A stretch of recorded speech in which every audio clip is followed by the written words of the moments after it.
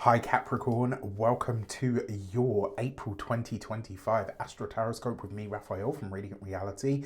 April is bringing a quieter rhythm, Capricorn, offering you a chance to focus on your inner world and your personal connections. After the intensity and insanity that was March, this month invites reflection and healing and a steady sort of progress towards the goals that you have. The energy is less demanding. It's really going to allow you to focus on what truly matters and align yourself with your longer term plans. With that said, I am Raphael. I am an astrologer, tarot reader, numerologist, and energy worker. For those of you that would like to know, I am using whole sign tropical Western Astrology for those that would like to know about the calculations. If I ever don't mention the degrees or the dates of the transits, you'll be able to find all of that in the description box below. And if you would like to book a personal session with me, you can do so on the links in the description. With that said, I would like to bless my decks of cards with all forms of love, light, peace, prosperity, and abundance. And I pray that the messages that come through are ultimately clear and concise. They help you on your path to your highest vibrational good. So I'm going to pop these to the side. All right. Save me. All right, so that's from Lilo and Stitch for anybody that doesn't know. All right, so now you can see the board in its entirety. So the first transit really that I want to explore for you is so between the 9th and the 11th. It is going to unfold over a couple of days. Because obviously Mercury did its backward dance and now it's sort of gathering speed to go forward again. But Mercury is going to conjunct the North Node in Pisces, which for you occupies your third house. This energy of this connection, now, funnily enough, Mercury has an affinity to the third house because it rules the third sign, which naturally is Gemini. But Mercury for you in your chart rules your sixth house of physical health and vitality, your day-to-day grind and experience. And the third house and the sixth house kind of have an affinity in that the third house is your local environment. It's the websites that you use, it's the software programs that you use every day, it's the paper that you read, the local shop that you go to buy your bread and your milk. Whereas the sixth house is the maintenance on that day-to-day grind, like what you're having to do to look after the things that you love or the things that you have that you want to keep. So in a sense, they are both very workaday houses. They just approach it in very different ways, right? Now, for Mercury also rules, so your sixth house, but Mercury for you also rules your ninth house of higher wisdom, philosophies, belief, expansion. Now, this is all happening in your third house of communications, learning, local connections, and it's bringing a fated conversation because it's connecting with the North Node. So some kind of really important conversation that you're having potentially with third house people. Who are your third house people? Siblings, neighbors, cousins. These are all third house people in your life.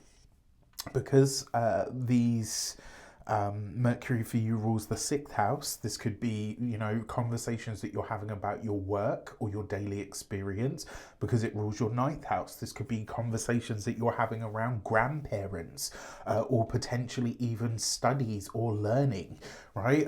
All very important things that could be coming up for you at this moment in time. Now, Mercury, obviously, as the ruler of those things, it could be a project related to learning or travel as well. Listen to the messages that you're getting right now, especially through conversations, emails, text messages, intuitive flashes when you're talking to third house people, siblings, cousins, neighbors, because these could be pointing you in the direction of where maybe some of your greatest opportunities are coming from.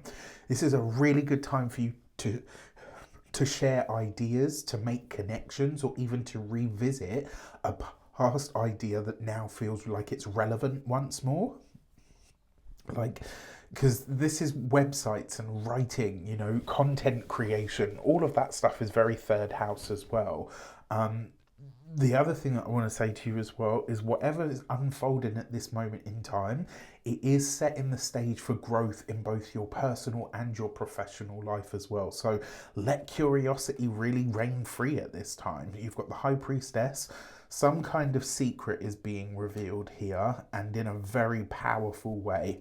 One thing that I will say to you here, your spiritual insight and your psychic ability at this time is going to be off the chain. Pisces is a very intuitive sign. You've got Saturn there to ground that energy. You've got Venus, you've got Mercury, and you've got the North Node. This is going to, like, so the reason I say this is because this combination on its own represents what we call a true psychic. Somebody that really, like, and you know me, my genuine thoughts and feelings is we are all psychic. To what degree matters and varies greatly.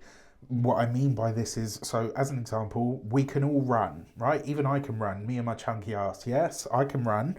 But do you think I'm going to beat Usain Bolt in a race? No, probably not. I could work my arse off for the next 5 years and I'd probably still never be able to do that. Natural ability and aptitude does have something to do with it, but we are all psychic.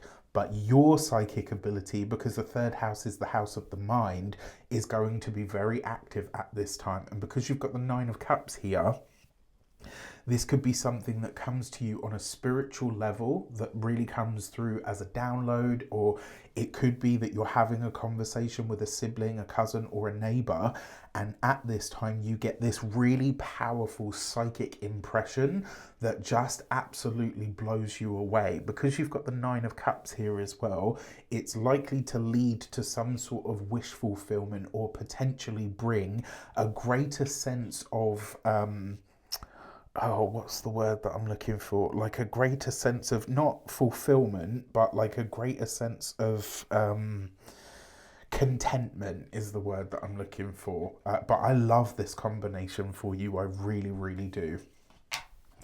So the next transit that I want to explore is on the 12th of the month. I don't have a Chiron glyph, so you're just going to have to imagine it. But at 23 degrees of Aries, Chiron is going to conjunct the sun in your fourth house of home, property, real estate, your family, how you live there, you know, your home, the foundations that you have emotionally and materially. Right? The sun for you in your chart rules your eighth house of transformation. It's meeting Chiron, the wounded healer, in your fourth house. Some kind of deep emotional or psychological wound that centers around your family, your living situation, or your home has a chance to be resolved now, right? Unresolved emotions or tensions, or you know, within your home or the past around the family. If you've had stuff in the history of the family that's been really gnarly or hard to address, this could be a time where like you find the courage and also the compassion to address these things for yourself in a way that isn't judgmental. Healing here is really going to come through facing what is uncomfortable, finding ways to create a new sense of safety and peace, and also emotional stability and security for yourself. The transit's really asking you to reflect on what home actually means and how can you mature that feeling and nurture that feeling in your life, whether it's through repairing relationships, creating a more supportive environment, letting go of old emotional baggage. This is an opportunity for you to create a fresh start. For this, you've got the Hanged Man. Take your time, don't rush it. With the Five of Swords, with the Page of Swords, so you've got to find a way to let go of old hurts here. And whatever was on hold around a home, property, and or living situation in around probably late January, early to mid-Feb, the chances are now you're going to be seeing that in a really different light. So whatever was coming up in or around the home or the living situation in February, late January, early to mid-Feb, whatever was happening at that time, now you get the resolutions, now you get the answers, and you see it from a new elevated perspective that brings peace and brings healing. On the 15th of April, we've got a grand water trine. I love this, right? The reason I love this is because the moon is in. The moon is in Mars's sign. Mars is in Scorpio's sign because Mars is the ancient ruler of Scorpio. So these two are in what we call mutual reception, and they're going to be trying to Saturn, Venus, and Mercury and the North Node. Because Saturn's involved in this, there's a really solid stabilizing factor to this, and the fact that Saturn is also your money, right? So it's really nice because this is happening across your third, your seventh, and your 11th houses. These are what's known as the social houses. These are energies that represent how we connect with other people or in the world.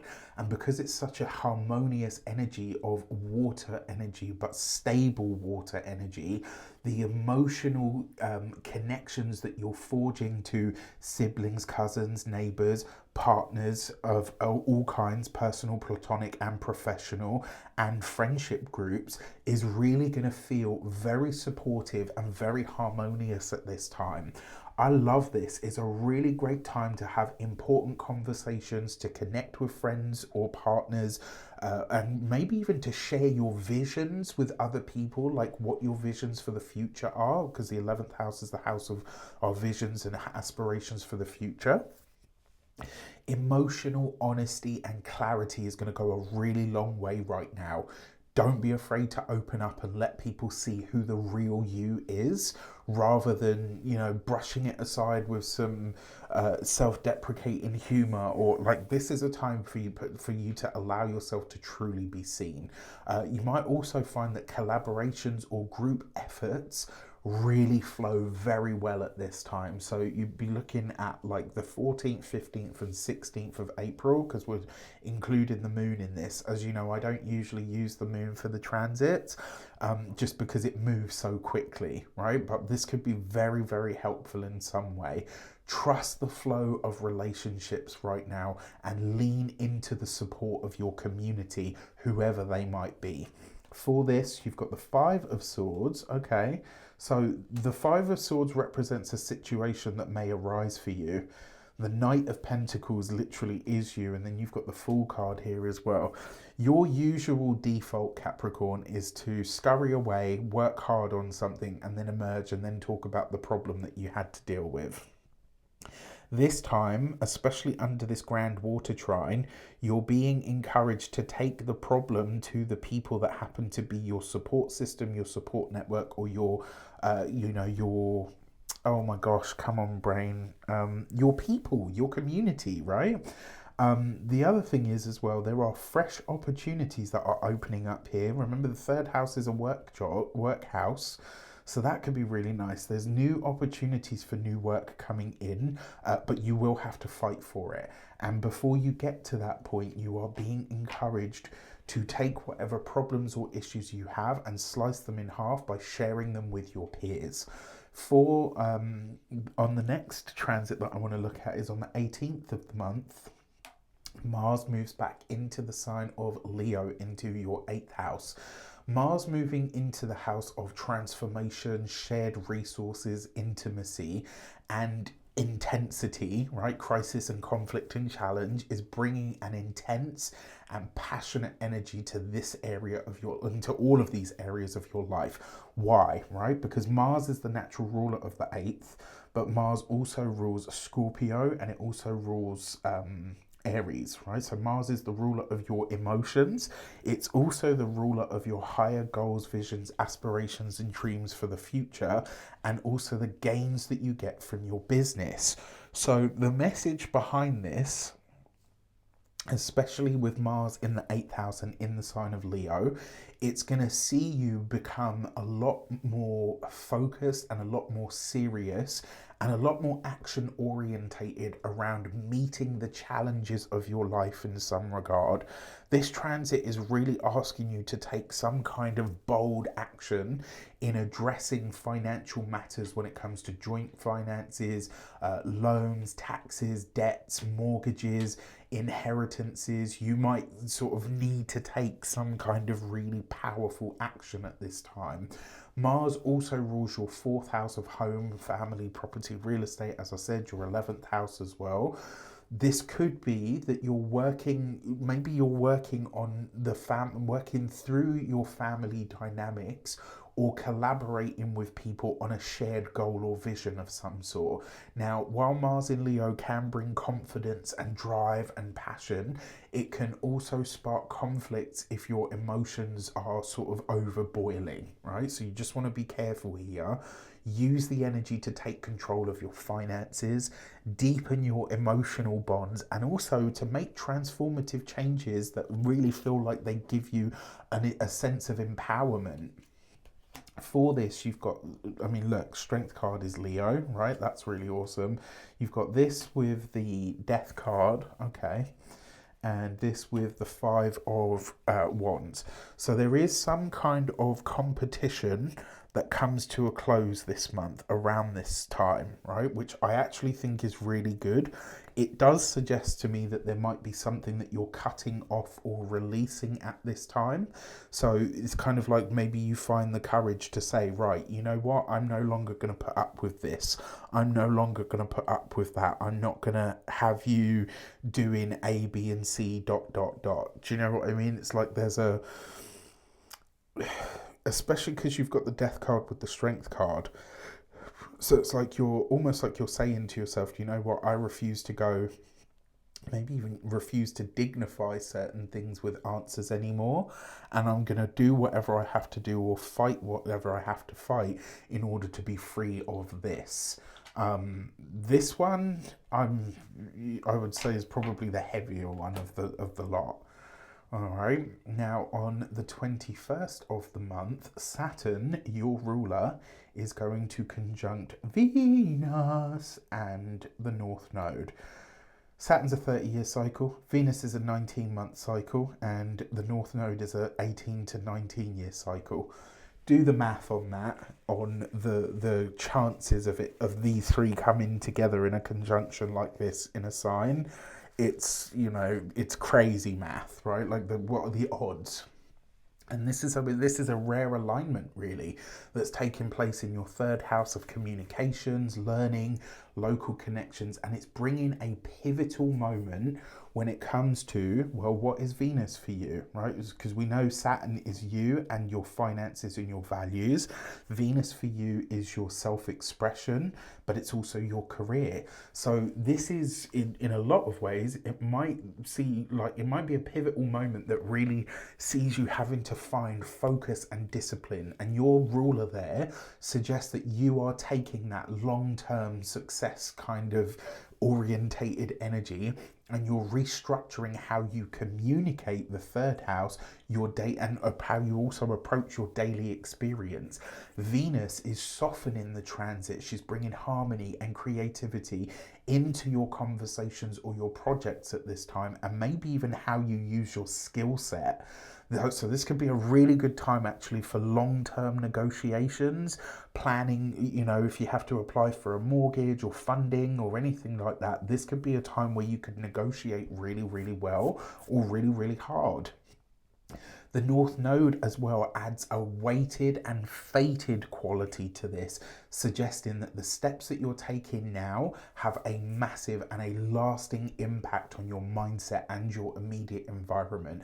Whether it's committing to a course of study, launching a project, or building like stronger relationships with those people that you are connected to, trust this right now, that you're laying the groundwork for something really meaningful in your long term, right? And so whatever conversations you're having, especially with siblings, neighbors, cousins, any contracts that you're signing at the moment, or paperwork and, you know, things that you're having to put together, these could bode very well. Look, you've got the Six of Wands, love that. So there's victory and success, there's good offers.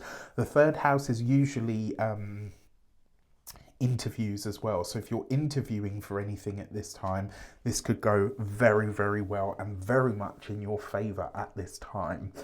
And then for your because you've got the moon card here as well, for some of you this might be going back to a job or an industry that you are connected to. So it'll be really interesting to see how this kind of shapes up in some regard. Now, on the 13th of the month, you're going to have a full moon in your career sector, in your 10th house. So you will be very visible around this time and very public. No, not those. Those are for the last one. That means I didn't shuffle them. All right, so let's give these a shuffle. Alright, so for your full moon message, you've got the Gate 22 and Grace. The message behind this card is just to create for the sake of creating. Don't worry about who likes it, who doesn't, or any of that stuff. That's not your problem, that's not your issue. You just focus on creating what you're creating, the rest will fall into place. And then on the 27th of the month, we will have a new moon in the sign of Taurus, in your 5th house of pleasure, joy, romance, creativity, and you've got the Gate 57 and intuition. If there's something that you feel like you, on a deep level around this new moon, that you feel like you're meant to be expressing or sharing with the world, follow it. All right, like really follow it. Isn't it interesting as well that we're having a doubly Venusian lunations this month? Really interesting stuff. With that said, I wish you an abundance of all of that good stuff. Have a fantastic month. Let me know in the comments how it shapes out. Take care, and I'll see you soon.